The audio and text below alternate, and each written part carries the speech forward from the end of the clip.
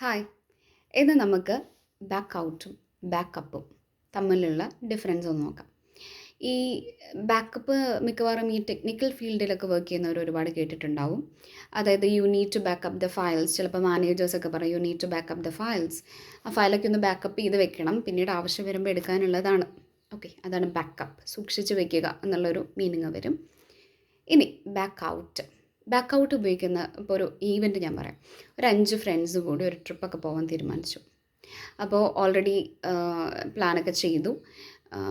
വേണമെങ്കിലൊരു കാറിനാണ് പോകുന്നതെന്ന് വെച്ചാൽ കാറൊക്കെ എല്ലാം സെറ്റായി, പൈസയൊക്കെ സെറ്റാക്കി എല്ലാം വെച്ചപ്പോൾ പെട്ടെന്നൊരു ഫ്രണ്ട് വന്നിട്ട് പറയണം, I need to back out of the plans എന്ന് പറയണം. എനിക്ക് back out of the plans, ഈ ഒരു പ്ലാനിൽ നിന്ന് എനിക്കൊന്ന് പിന്മാറുവാണ് ഞാൻ, because I have some kind of emergencies എന്ന് പറയുന്നു. സോ ഇവിടെ ബാക്ക് ഔട്ട് എന്ന് പറഞ്ഞാൽ പിന്മാറുക എന്നാണ് ഉദ്ദേശിക്കുന്നത്.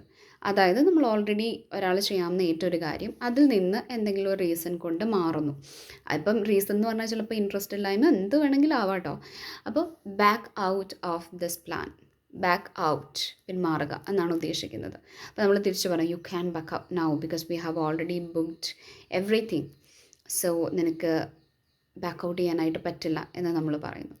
സോ ബാക്ക് ഔട്ട് മീൻസ് എന്തിൽ നിന്നെങ്കിലും, ഏതെങ്കിലും ഒരു പ്ലാനിൽ നിന്നോ ചെയ്യാവുന്ന ഏറ്റൊരു കാര്യത്തിൽ നിന്നൊക്കെ പിന്മാറുന്നതിനാണ് ബാക്ക് ഔട്ട് എന്ന് പറയുന്നത്. It is a phrasal verb.